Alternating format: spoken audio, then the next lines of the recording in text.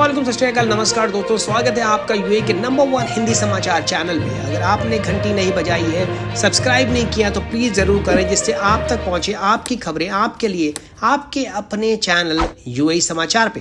काफ़ी सारे भारतीय जो देश लौटना चाहते हैं और उनके पास में टिकट्स के पैसे नहीं हैं फ्लाइट के खरीदने के, उनकी मदद के लिए काफ़ी सारी समाज सेवी संस्थानें सामने आई हैं। यूएई में FM radio station Malayalam communications limited and Malayalam stations Kairali TV and Kairali news ने ऐलान किया है कि वो 1000 टिकटें मुफ्त वितरित करेगी ज़रूरतमंद लोगों को, और इसके लिए लोग अप्लाई कर सकते हैं इस ईमेल एड्रेस पे freetickets@kairalitv.in। उधर धनंजय दातार जो कि जाने माने व्यवसायी हैं दुबई के और अल आदिल ट्रेडिंग कंपनी के मालिक भी हैं, उन्होंने 300 टिकटें ज़रूरतमंद लोगों को देने का ऐलान किया है और इसके लिए वो भारतीय दूतावास के संपर्क में भी हैं। और श्री दातार ने इन भारतीयों के कोविड-19 टेस्टिंग फीस भार उठाने का भी ऐलान किया है।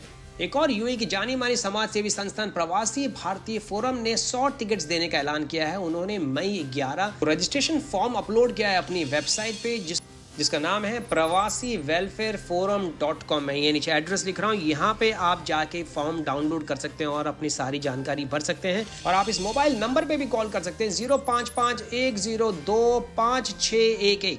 आज सुबह तड़के दुबई एक्सपो 2020 की साइट पे एक आग जने की घटना हुई, जिसको कि बहुत ही त्वरित कार्रवाई के बाद दुबई सिविल डिफेंस ने कंट्रोल में ले लिया। ये स्टेटमेंट जारी किया एक्सपो 2020 ने ट्विटर के हवाले से। उनके मुताबिक एक वेल्डिंग ऑपरेशन के दौरान ये आग की घटना हुई। आज यूएई सरकार ने ईद की छुट्टियों का ऐलान कर दिया, जो कि तकरीबन एक हफ्ते तक चलेगी। ये शुरू होगी मई 22 को, यानी कि जुम्मे के दिन, जो कि पड़ता है इस्लामिक कैलेंडर अल हिजरी के हिसाब से रमजान महीने की 29वीं तारीख को, और उसके बाद ये जाके खत्म होगा शावल महीने की 3 तारीख। अल हिजरी कैलेंडर के हिसाब से शावल महीने की 3 तारीख या तो मंगलवार 26 मई को या फिर बुधवार 27 मई को पड़ेगी। ये डिपेंड करता है कि रमजान का पाक महीना इस साल 29 या 30 दिन का होता है। इन एग्जैक्ट डेट्स का ऐलान किया जाएगा ईद अल फितर के बिल्कुल करीबी डेट्स पे, जब चांद देखने की कमेटी अनाउंस करेगी ईद की तारीख। सोमवार को पूरे खाड़ी देशों में 1 लाख से ऊपर का आंकड़ा पार हो गया कोरोना पॉजिटिव केसेस का। सऊदी अरेबिया में दर्ज किए गए सबसे ज्यादा इन्फेक्शंस 41,014 यानी 41,014, और अब तक 255 जाने गई हैं। सोमवार को सऊदी अरेबिया में 1966 यानी 1966 नए केसेस दर्ज किए गए। UAE ministry of health and prevention ने जारी किया सोमवार का कोरोना वायरस का आंकड़ा, 680 नए केसेस निकल के सामने आए, जिसको मिला के टोटल संख्या हो गई है 18,878 यानी 18,878, और 577 नए रिकवरीज भी दर्ज की गई, जिसको मिला के टोटल रिकवरीज हो गई है 5,381। यूएई में भारतीय राजदूत श्री पवन कपूर ने स्पष्ट रूप से कहा है कि उनके पास में ऐसी कोई भी जानकारी नहीं है कि भारतीय नौसेना का युद्धपोत के दुबई आने की। मीडिया में काफी खबर थी कि 14 जहाज को जो है वो स्टैंड बाय में रखा गया है किसी भी क्षण खाड़ी के देशों से इवैक्यूएशन करने के लिए। ऐसी भी खबर थी कि भारतीय नौसेना का युद्धपोत आईएनएस शरदुल, जो कि सदर्न नेवल कमांड के साथ में अटैच्ड है, उसको रवाना किया गया है दुबई से लोगों को लाने के लिए।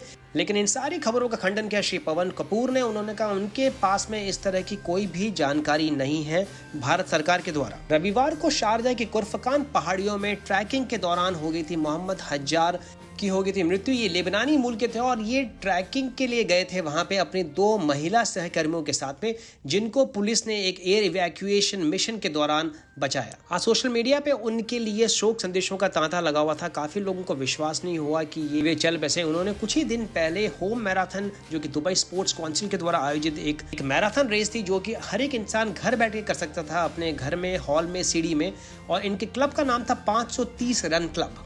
Sharjah environment and protected areas authority ने तकरीबन 1265 ऐसी अवैध डिवाइसेस सीज की, जिनका इस्तेमाल किया जाता था पक्षियों के शिकार के लिए। ये मशीनें पक्षियों के आवाज निकालती थी, जिसका इस्तेमाल करते थे शिकारी पक्षियों को अट्रैक्ट करने के लिए, यानी कि लुभाने के लिए, और उसके नीचे उड़ने पर करते थे उनका शिकार। गौरतलब है कि संयुक्त राष्ट्र अमीरात में किसी भी तरह के हंटिंग या शिकार के ऊपर प्रतिबंध है, और इसके लिए तकरीबन 10,000 से भी ज्यादा का है मुखालफा, और हो सकती है जेल भी।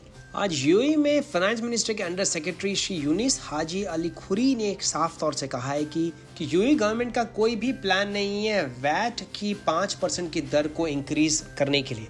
गौरतलब है कि आज सऊदी अरेबिया ने अनाउंस किया है कि वो अपना वैट 5% से इंक्रीज करके कर रहे हैं 15%। कि सऊदी अरेबिया की सारी अर्थव्यवस्था का एक बहुत बड़ा हिस्सा तेल की कमाई से आता है और विश्व बाजार में तेल की कीमतें गिरने के कारण अपनी पूरी अर्थव्यवस्था को कंट्रोल करने में लगा हुआ है। आज Abu Dhabi department of economic development ने ऐलान किया है कि जितने भी ऑफिस के किराए हैं अबू धाबी में वो सरकार रिटर्न करेगी तकरीबन 20% तक उन सभी कंपनियों के खाते में। वो सारे टेनेंसी कॉन्ट्रैक्ट जो साइन हुए थे अक्टूबर 1, 2019 से मार्च 31, 2020 तक, और या फिर जो एक्सपायर हो रहे हैं 1 अप्रैल 2020 से लेकर सितंबर 30, 2020 तक, उनको ये रियायत दी गई और इसका स्वागत है कारोबारियों ने।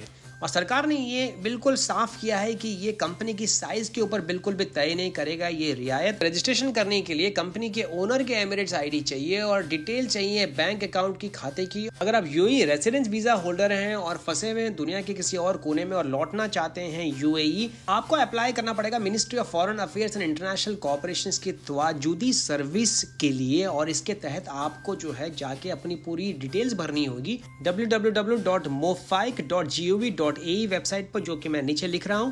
और उसके बाद में जो है आपको पूरी डिटेल्स भरनी होगी, यानी कि आपका Emirates ID number, passport number, nationality, date of birth, mobile number और प्लेस ऑफ बर्थ। उसके बाद आपको कारण लिखना पड़ेगा। आप पढ़ाई के लिए गए थे, फैमिली से मिलने गए थे, मेडिकल ट्रीटमेंट के लिए गए थे, घूमने के लिए गए थे, या किसी और काम के लिए देश से बाहर गए थे। इसके लिए आपको सपोर्टिंग डॉक्यूमेंट्स या प्रूफ भी सबमिट करना पड़ेगा ऑनलाइन, चाहे वो किस कंपनी के लिए आप काम कर रहे हैं उसकी तरफ से कोई लेटर है, मेडिकल ऑर्गेनाइजेशन से लेटर है, या फ्लाइट टिकट्स जो है अगर आप घूमने गए थे तो उसकी कॉपी।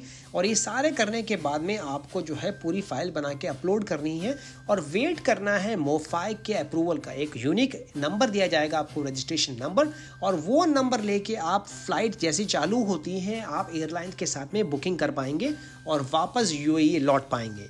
50 साल के अप्रवासी भारतीय विजय कुमार कुंचन ने गुहार लगाई है इंडियन कॉन्सुलेट से टिकट देने के लिए केरल लौटने के लिए। श्री कुंचन की पत्नी गीता जो केवल 40 साल की थी, उनको शनिवार को हो गया देहांत हार्ट अटैक के कारण।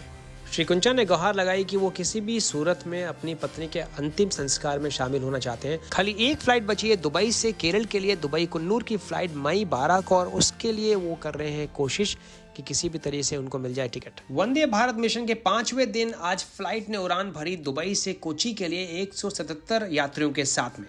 इसमें 2 ऐसे यात्री भी शामिल थे जो 50 दिन से फंसे हुए थे दुबई इंटरनेशनल एयरपोर्ट पे, जिनके नाम हैं श्री जोस पॉल और श्री पिज़ारो अंद्रादे। और ऐसा ही कुछ नजारा देखने को मिला फ्लाइट AI 1920 जो रवाना हुई अबू धाबी से हैदराबाद के लिए, और जिसमें विदाई दी श्री अजय किरण दोनताला को एम्बेसडर पवन कपूर ने।